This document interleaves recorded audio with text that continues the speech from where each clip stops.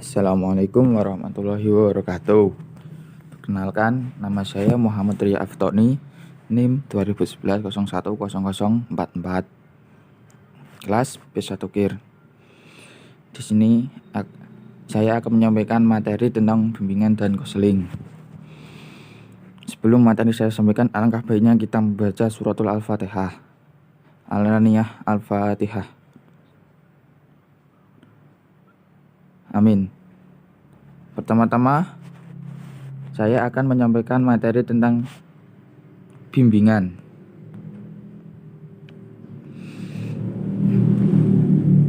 Bimbingan dan konseling merupakan terjemah dari istilah guidance dan konseling.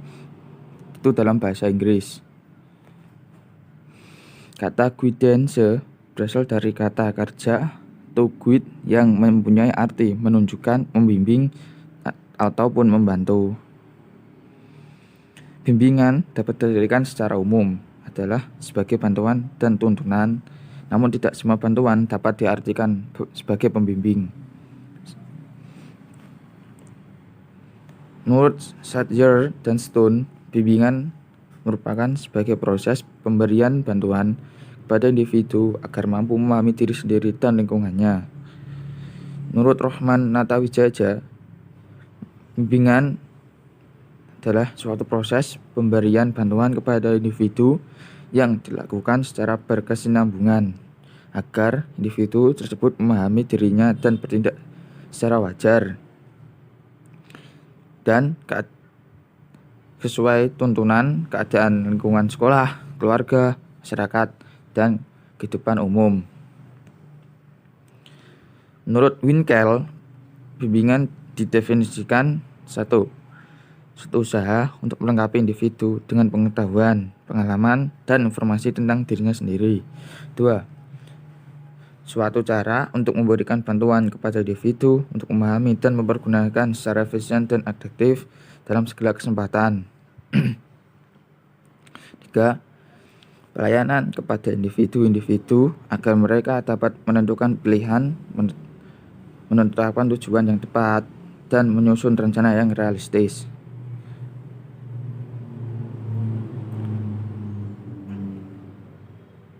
Dari beberapa definisi dapat disimpulkan bahwa bimbingan sama dengan pemberian bantuan kepada seseorang yang membutuhkan bantuan untuk membantu seorang mengatasi masalahnya atau mengungkapkan kemampuan yang dimilikinya.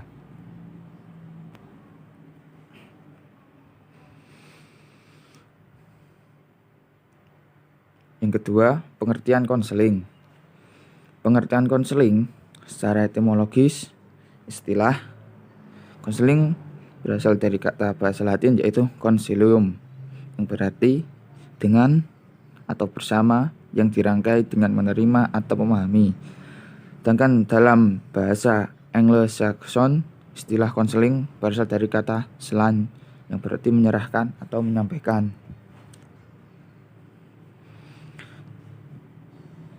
Sebelumnya telah dijelaskan pengertian bimbingan, selanjutnya akan dijelaskan pengertian konseling.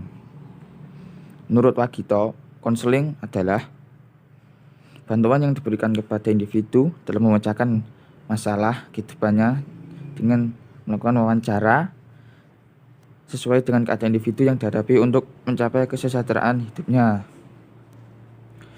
Menurut Tolbert, konseling adalah hubungan pribadi yang dilakukan secara tatap muka antara dua orang, dalam mana konselor melalui hubungan itu dengan kemampuan-kemampuan khusus yang dimilikinya. Oke, selanjutnya bimbingan dan konseling menurut para ahli. Pertama, pada pasal 27 Peraturan Pemerintah Nomor 29 1990, bimbingan merupakan bantuan yang diberikan kepada siswa dalam rangka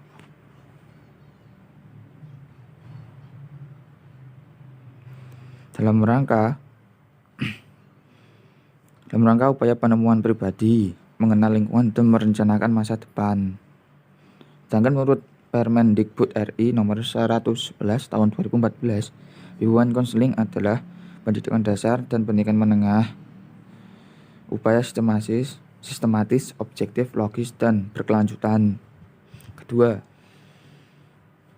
menurut Prayitno dan Erman Amti, bimbingan adalah proses pemberian bantuan yang dilakukan oleh para ahli kepada beberapa orang individu, baik anak-anak, remaja maupun dewasa. Ketiga, Kartini Kartono lebih lanjut mengungkapkan bimbingan adalah pertolongan yang diberikan oleh seseorang yang telah dipersiapkan dengan pengetahuan, pemahaman, keterampilan tertentu yang diperlakukan dalam menolong kepada orang lain yang memerlukan pertolongan. Itu menurut Kartini Kartono. Keempat, menurut Rahman Natawijaya, bimbingan adalah suatu proses pemberian bantuan kepada individu yang dilakukan secara berkesinambungan supaya individu dapat memahami dirinya sendiri dan sanggup mengarahkan dirinya dan dapat bertindak secara wajar sesuai tuntutan keadaan di lingkungan sekolah, keluarga, masyarakat, dan umum. Menurut Definition of Guidance,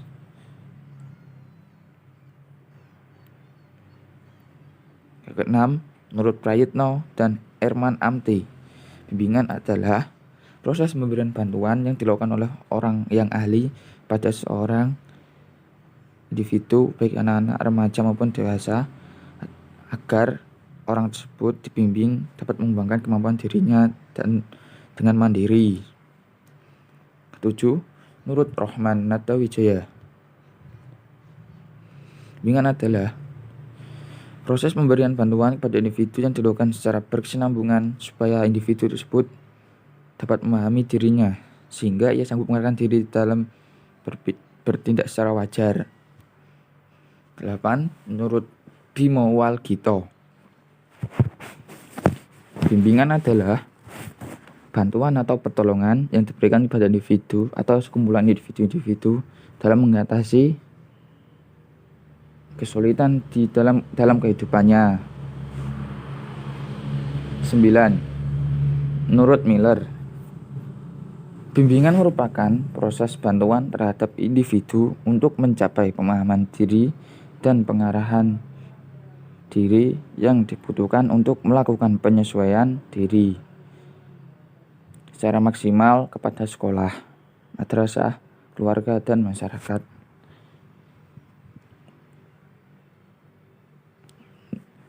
Ke-10. Menurut Arthur C. Jones, mengartikan bimbingan sebagai the help given by one person to another in making choices and adjustment and in solving problem. Bimbingan dikemukakan oleh Arthur ini amat sederhana, yaitu bahwa dalam proses bimbingan ada dua orang, yakni pembimbing dan yang dibimbing.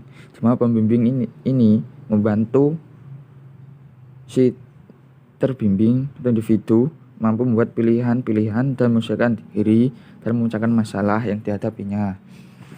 Oke, itu menurut para ahli.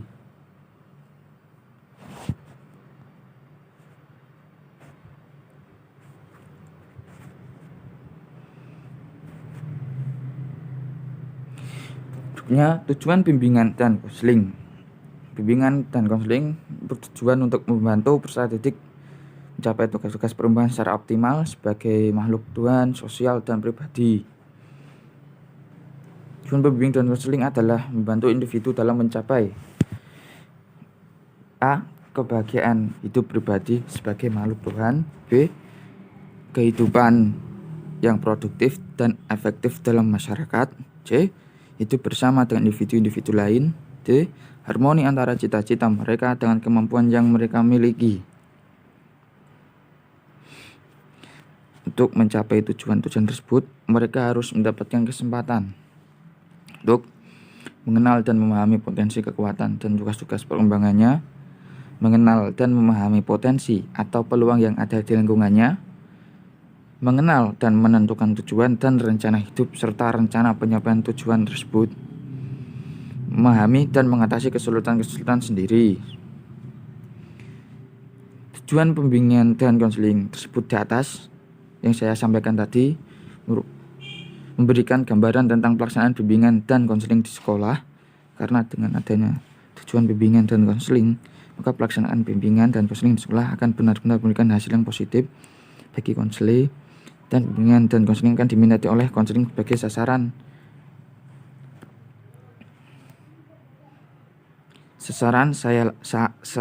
layanan. Karena dalam perjuangan bimbingan dan konseling telah dijelaskan apa yang menjadi capaian bimbingan dan konseling pada diri konseling. Oke, itu untuk tujuan bimbingan dan konseling. Oke, selanjutnya prinsip bimbingan dan konseling.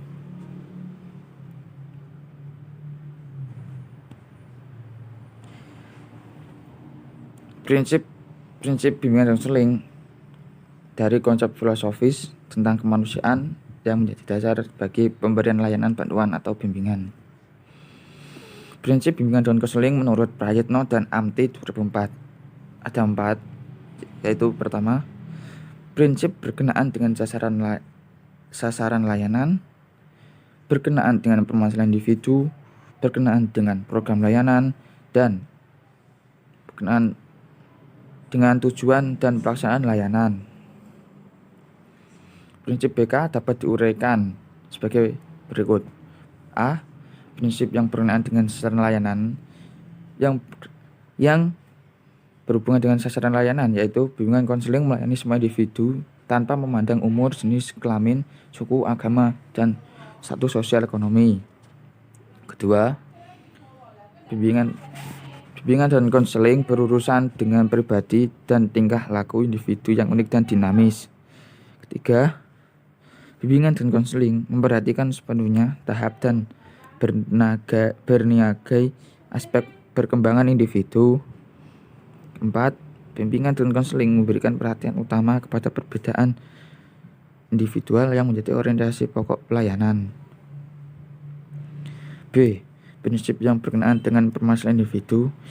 Yang menyangkut permasalahan individu adalah BK berurusan dengan hal yang menyangkut pengaruh kondisi mental atau fisik individu terhadap penyelesaiannya dirinya di rumah, sekolah, maupun di lingkungan umum. Kesenjangan sosial, ekonomi, dan kebudayaan merupakan faktor timbulnya masalah dalam individu. C. Prinsip yang berkenaan dengan program layanan. Antara lain, BK merupakan bagian integrasi dari proses pendidikan dan pengembangan. Kedua, program BK harus fleksibel disesuaikan dengan kebutuhan individu, masyarakat, dan kondisi lembaga. Ketiga, program bimbingan dan konseling disusun secara berkelanjutan dari jenjang pendidikan terendah sampai tertinggi.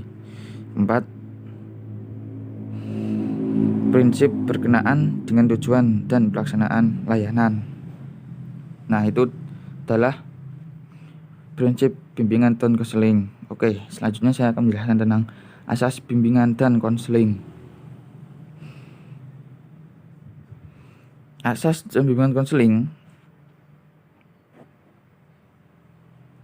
terdapat 3 asas. Namun sebelumnya saya jelaskan tentang pelayanan bimbingan dan konseling adalah pekerjaan profesional sesuai dengan makna uraian tentang pemahaman, pelanggaran, dan penyikapan yang meliputi unsur kognisi, afeksi, dan perlakuan konselor terhadap pekerjaan profesional yang dilaksanakan dengan mengikuti kaidah-kaidah yang menjamin efisien dan efektivitas proses dan lain-lainnya. Oke, saya menjelaskan asas-asas bimbingan dan konseling. Pertama, asas kerahasiaan.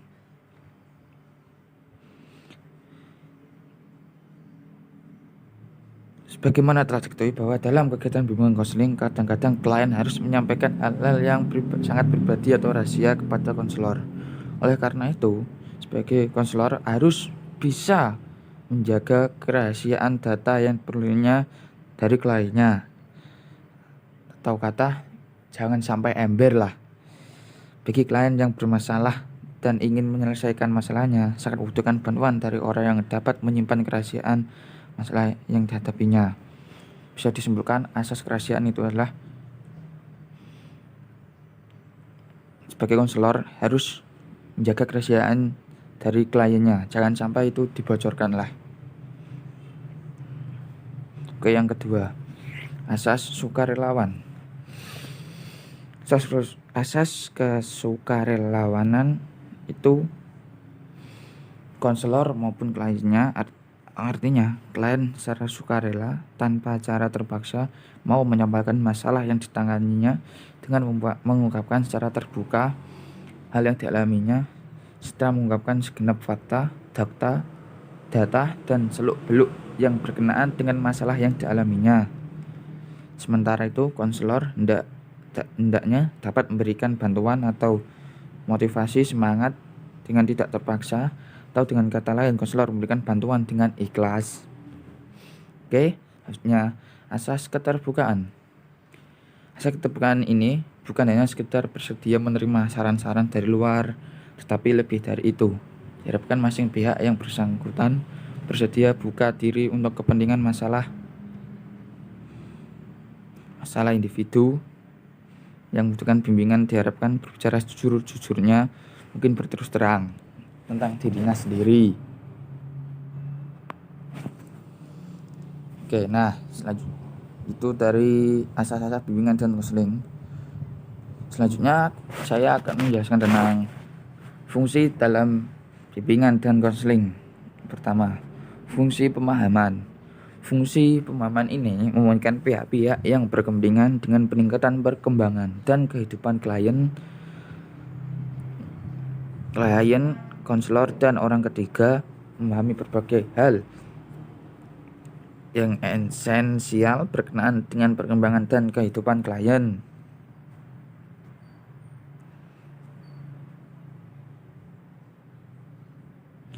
Kedua, fungsi pencegahan. Fungsi pencegahan ini berfungsi pencegahan, artinya merupakan usaha pencegahan terhadap timbulnya masalah. Dalam fungsi pencegahan, layanan ini memberikan bantuan pada para siswa agar terhindar dari berbagai masalah yang masalahnya dirinya sendiri dapat menghambat perkembangannya. Oke, selanjutnya fungsi pengentasan. Fungsi pengentasan adalah klien yang mengalami masalah akan datang pada konselor dengan tujuan untuk dientaskannya atau untuk menyelesaikan masalah yang tidak mengenakan dari dirinya sendiri. Pengentasan itu berperan sebagai fungsi bimbingan dan konseling yang akan menghasilkan teratasinya berbagai masalah yang kita alami, atau bisa disebutlah untuk memecahkan suatu masalah lah, fungsi pengentasan. Fungsi pengembangan, bahwa layanan bimbingan dan konseling yang diberikan dapat membantu para klien dalam memelihara dan mengembangkan keseluruhan pribadinya secara mantap, terarah, dan berkelanjutan.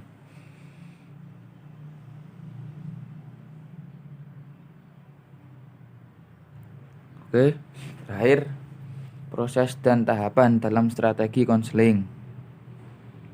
Tahap awal konseling. Tahap awal konseling terjadi sejak klien bertemu dengan konselor hingga berjalan proses konseling dan menemukan definisi masalah trauma klien. Kavanagh menyebut tahap ini sebagai istilah introduksi, intervention, dan environment. Tahap pertengahan konseling berdasarkan kejelasan trauma klien yang disepakati pada tahap awal. Kegiatan selanjutnya adalah mengkonfrontasikan pada 1. Penjajahan trauma yang dialami klien. 2. Bantuan yang akan diberikan berdasarkan penilaian kembali apa-apa yang telah dijelajahi tentang trauma klien.